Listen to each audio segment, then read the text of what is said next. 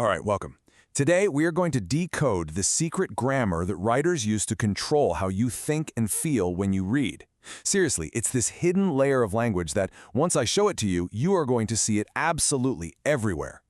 Okay, just look at these two sentences. Over here in column A, she went to the window. Simple, clean, it's a fact. But then look at sentence B. She seemed to go to the window. You feel that? It's suddenly hazy, right? Uncertain. Just that one little word seemed completely changes the reality of what's happening. It's the difference between a storyteller who knows everything and one who's kind of squinting through the fog, guessing right along with us. So how does that even work? How can one tiny word completely shift the foundation of a story?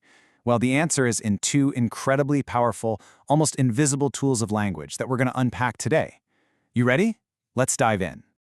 We're going to treat this like a detective case, okay? The mystery is the vanishing fact, and our two biggest clues are these grammatical concepts, mood and modality.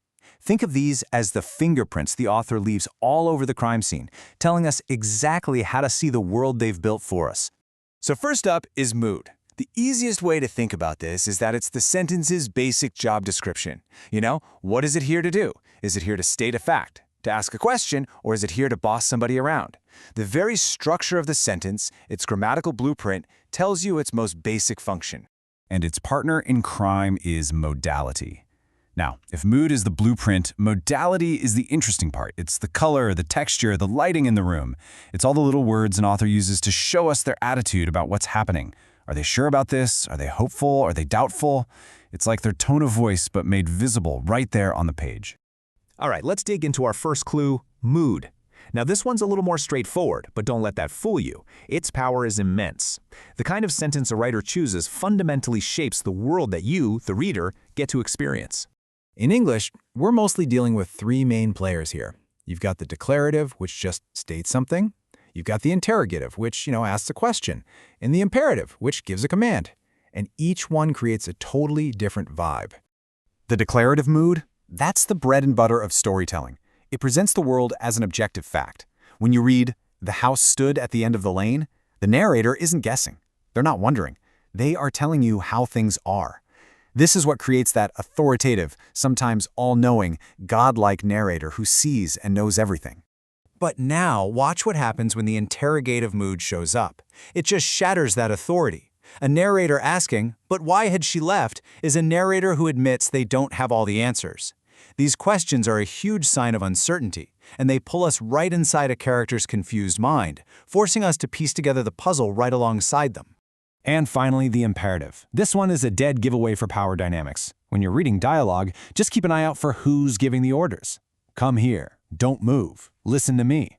The character dishing out these commands is literally being built through grammar as the one in charge. It's like a secret map of the social hierarchy of the scene.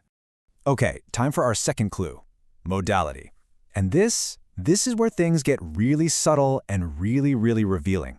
If mood sets the stage, modality gets us inside the narrator's head to see how they actually feel about everything that's happening.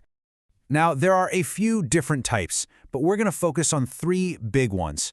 You can think of them as different lenses. Epistemic is the lens of knowledge and how certain we are. Deontic is the lens of rules and what we should do. And Boulomaic, that's the lens of desire and pure emotion. So epistemic modality is all about knowledge. It's basically a sliding scale of certainty. At the very top, you've got words of absolute certainty, like must or will. And then way down at the bottom, you have words that signal a remote possibility, like might or could. Where the author places the narrator on this scale tells you everything. And just look at how this works. She must have been waiting. That's a strong guess, but it's still a guess, not a fact. Then perhaps throws us into pure speculation. And finally, impossible to know just comes right out and admits the narrator's limitations. This is not a godlike narrator. This is a narrator who's actively figuring things out, showing us how to interpret the world right along with them. Okay, next up, deontic modality. This is the language of rules, of morality, of obligation. This is how the author builds the social rulebook for the story's world, telling us what characters must do, what they should do, and what they absolutely under no circumstances cannot do. And this is so incredibly powerful. Because, as the scholar Paul Simpson points out, these words have a way of making social rules seem totally natural, like they're just facts of life. When a text says citizens must comply, that obligation feels like an unchangeable truth, not a choice. If you pay attention to these words, you can start to see the unspoken ideology of the world you're reading about. And our final type, Boulomaic modality, is the most personal of all. It is, quite simply, the grammar of the heart. This is the language that lets us see directly into a character's inner world, their deepest wishes, their most painful regrets, and all their secret fears. And you know this sound when you hear it. Phrases like, if only. That is pure grammatical regret. They create this kind of shadow world, the world that could have been but isn't. That phrase, might have been, points directly to an alternate reality that was born from wishful thinking and loss. This is how a great writer shows you a character's soul without ever having to say she was sad. Okay, so we've gathered our clues, mood, and modality. Now let's put it all together, crack this case wide open, and give you a powerful new toolkit you can use for reading, well, pretty much anything. So let's go back to where we started, but with a richer example. On the left, you've got a world of hard facts. It's confident, authoritative. That's called positive shading. But on the right, you get a world of guesswork and uncertainty, negative shading. The plot is basically the same, but the reality? It's a completely different universe, and it's all sculpted by those little modal words like seemed and impossible. So here it is. This is your new reader's toolkit. The next time you open a book or even read an article, just try asking these 4 questions. Listen for the mood, who's in charge? Track those epistemic words, how reliable is this narrator? Note the deontic words, what are the rules here? And find the Boulomaic words to get right to the heart of the character. Because in the end, the choice between she went and she seemed to go is never just about grammar. It is a fundamental choice between 2 different realities, between 2 different relationships to the truth. An author's grammar is their most subtle and maybe their most powerful tool.